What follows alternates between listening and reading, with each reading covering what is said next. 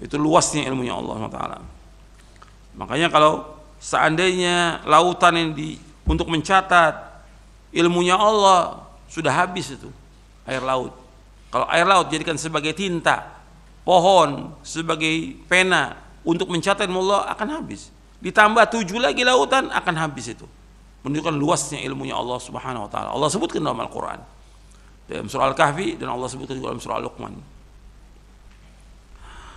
Kemudian qudrah, kekuasaan Allah, kekuasaan yang mutlak. Kekuasaan yang Allah menguasai semuanya. Allah berbuat menurut apa yang Allah kehendaki.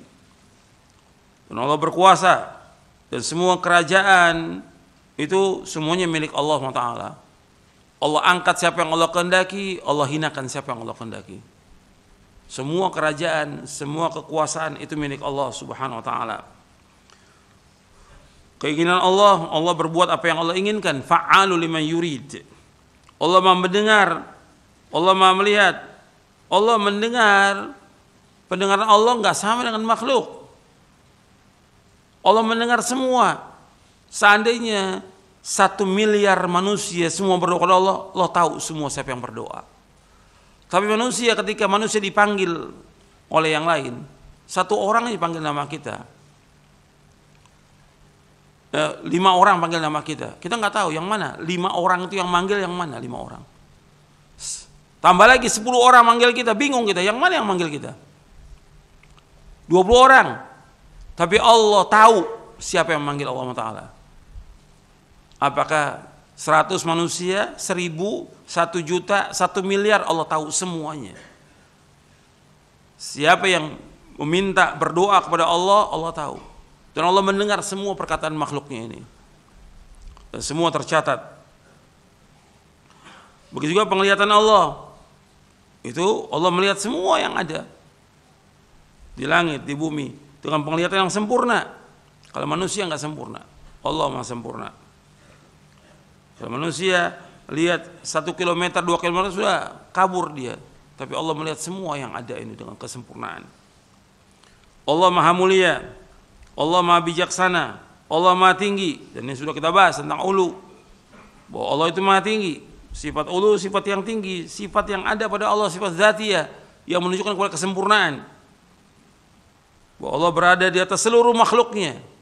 Allah Maha tinggi. Dan ini menunjukkan kesempurnaan Allah SWT. Dan Allah sifati demikian dalam Al-Quran.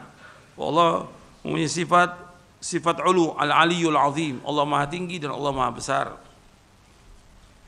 Allah menyebutkan sabbihisma rabbikal a'la. Sucikanlah Allah yang Maha tinggi. Dan ketika sujud, ketika seorang hamba dekat dengan Allah, dia mengucapkan subhan rabbiyal a'la. Maha suci Allah yang Maha tinggi. Begitu juga keagungan Allah dan yang lainnya. Ini sifat dzatiyah yang ada pada Allah, yang tetap ada pada Allah. Kemudian sifat fi'liyah, sifat yang terikat dengan masyiah, dengan kehendak Allah Subhanahu wa taala. Seperti istiwa, Allah bersemayam di atas arsy. Nuzul, Allah turun ke langit yang terendah. Begitu Allah datang pada hari kiamat, Allah berfirman, "Wa jaa'a rabbuka wal malaku saffan saffa." Dan datanglah Rabbmu dan malaikat berbaris-baris. Kita wajib menetapkan Allah datang di hari kiamat. Karena Allah mengatakan demikian, Allah berfirman demikian, kita wajib menetapkan. Tentang bagaimana kita nggak tahu. Nggak boleh kita tanyakan tentang bagaimana sifat Allah. Suatu sifat bisa menjadi sifat dzatiyah, fi'liyah, ditinjau dari 2 segi. Yang pertama, asal, pokok, dan perbuatannya. Seperti sifat kalam, pembicaraan, apabila ditinjau dari segi asalnya atau pokoknya sifat dzatiyah, karena Allah SWT sifat dzatiyah. Allah senantiasa dan selamanya bersifat dengan sifat berbicara. Tetapi jika ditinjau dari segi satu persatu terjadinya kalam, adalah sifat fi'liyah, karena terikat dengan masyiah, kehendak. Dan Allah SWT berbicara apa saja yang Allah kehendaki dan apa yang Allah, artinya Allah berbicara apa saja yang Allah kehendaki jika Allah menghendakinya. Allah berfirman di dalam surah Yasin ayat 82, "Innama amruhu idza arada syai'an ay yaqula lahu kun fayakun." Sesungguhnya urusan Allah, apabila Allah menghendaki sesuatu, Allah hanya berkata kun fayakun, jadilah, maka jadilah. Setiap sifat Allah yang terikat dengan masyiah, dengan kehendaknya, adalah mengikuti hikmahnya. Hikmah ini terkadang dapat diketahui, tetapi terkadang, artinya hikmah ini terkadang dapat kita ketahui, tetapi terkadang kita tidak mampu. Artinya kita tidak mampu untuk memahaminya. Namun kita benar-benar yakin bahwa Allah Azza wa Jalla tidak menghendaki sesuatu melainkan apa yang dikehendakinya itu penuh dengan hikmahnya. Jadi semua yang Allah kehendaki itu pasti penuh dengan hikmah. Allah berfirman, "Wa ma tasyauna illa yasha Allah, innallaha kana aliman hakima." Kamu tidak mampu menempuh jalan itu kecuali dengan apa yang Allah kehendaki. Sungguhnya Allah mengetahui dan Allah Maha bijaksana. Dan kaidah dalam masalah ini bahwa apa yang Allah kehendaki pasti terjadi, apa yang Allah tidak kehendaki tidak akan terjadi. Masya Allahu kana wa ma lam yasha lam yakun.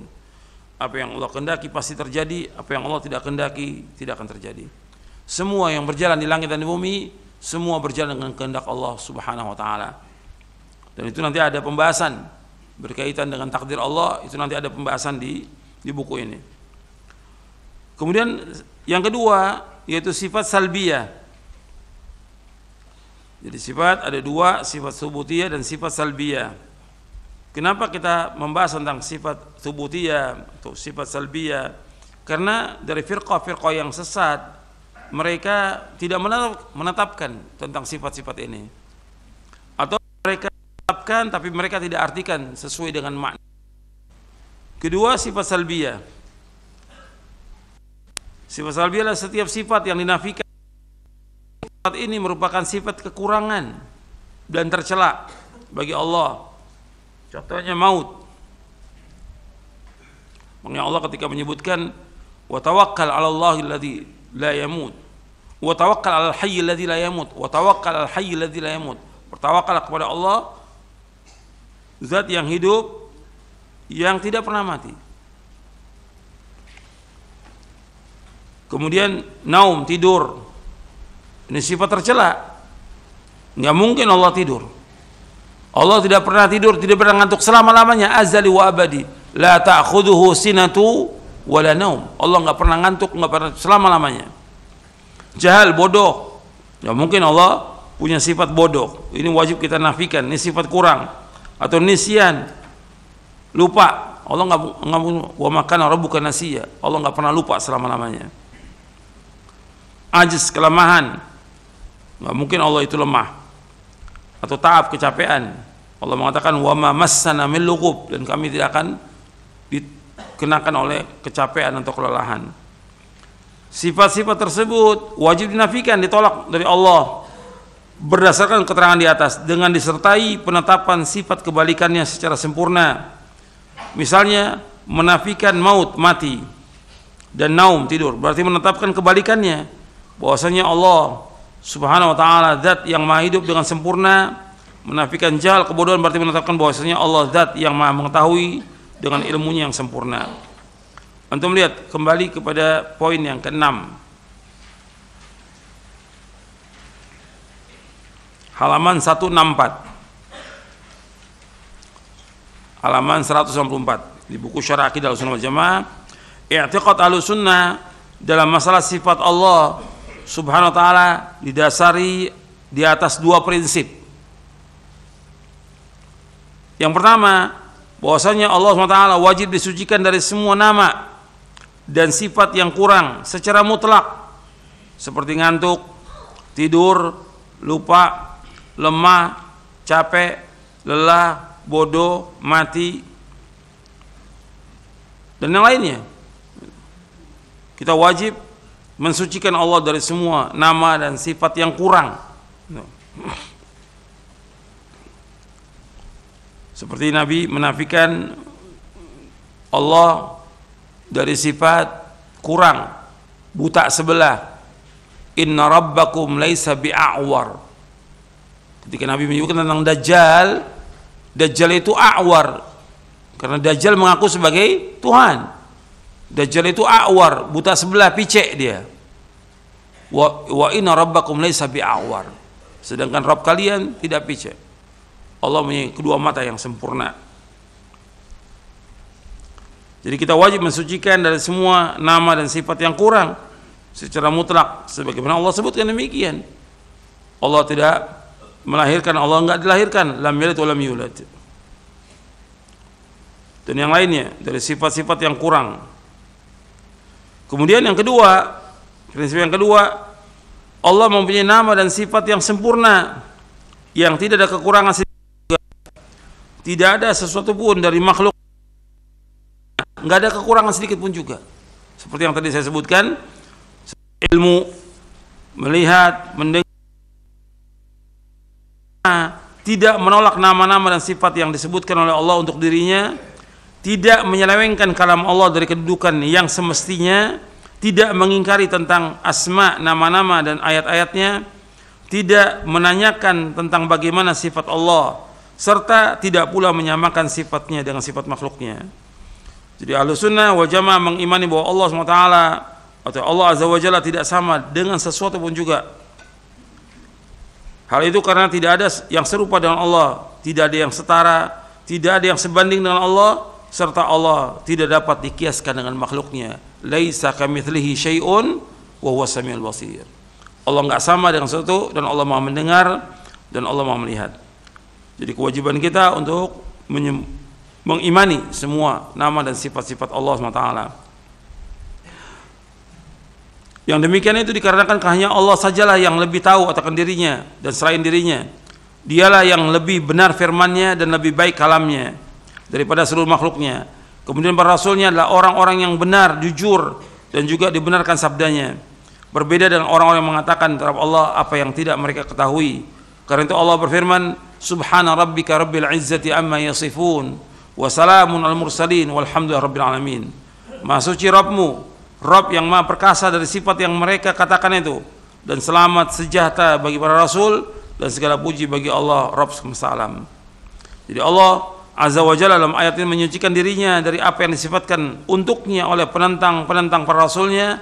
Kemudian Allah Azza wa Jalla melimpahkan salam sejahtera kepada para rasul karena bersihnya perkataan mereka dari hal-hal yang mengurangi dan menodai keagungan sifat Allah Subhanahu wa taala. Dan saya sudah pernah bawakan ayat dalam surah Az-Zumar, wa ma qadarullah haqqa qadrih, bahwa mereka ini tidak menghargai Allah sama sekali. Kita melihat di surah Az-Zumar tentang orang-orang yang mereka masih mentakwil sifat-sifat Allah, mengingkari, atau mereka menggunakan akalnya yang picik. Ini pada hakikatnya mereka tidak memuliakan Allah. Ayat 67 di surah Az-Zumar, surah 39,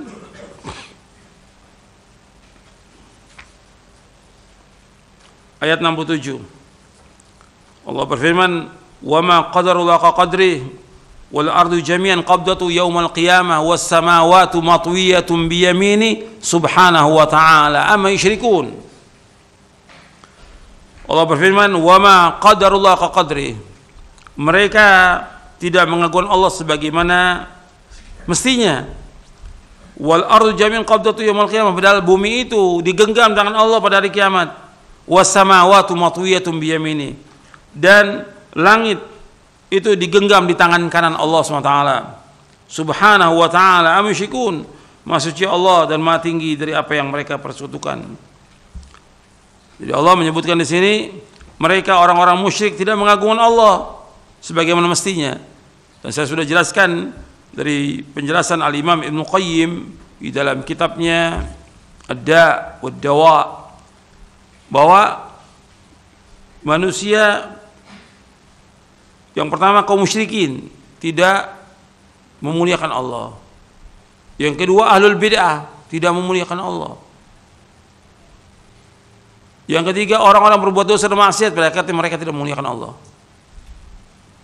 Ini sudah saya jelaskan di awal pembahasan tentang asma wa sifat, bahwa mereka pada hakikatnya tidak memuliakan Allah dengan sebenar-benarnya. Makanya ahlu sunnah berbeda dengan mereka. Kita wajib memuliakan Allah, yaitu dengan mentauhidkan Allah, menjauhkan segala macam perbuatan syirik. Dan kita wajib menetapkan semua nama dan sifat Allah. Enggak boleh kita mentakwil, enggak boleh kita mengingkari, enggak boleh menyamakan dengan makhluknya, dan enggak boleh kita menanyakan tentang bagaimana sifat Allah. Ini bentuk pemuliaan kita kepada Allah Subhanahu wa taala. Jadi kita wajib menyikapi ayat-ayat Al-Quran dan hadis Nabi yang menyebutkan tentang nama dan sifat Allah, dengan kita wajib menetapkannya. Apa yang dinafikan kita wajib menafikannya. Kita wajib mengikuti manhaj salaf, manhaj ahlu sunnah wal jamaah, dalam menetapkan nama-nama dan sifat-sifat Allah yang Allah sebutkan dalam Al-Quran dan juga yang disebutkan oleh Rasulnya SAW. Dan kita tidak boleh menyelewengkan kalam Allah dari kedudukan yang semestinya, dan tidak boleh mengingkari nama-nama Allah, tidak boleh kita menyamakan Allah dengan makhluknya, tidak boleh juga kita menanyakan tentang bagaimana sifat Allah. Ini tentang sikap ahlu sunnah wal jamaah dalam masalah ini. Dan di sini menunjukkan tentang wajibnya kita mengagungkan Allah Subhanahu wa taala.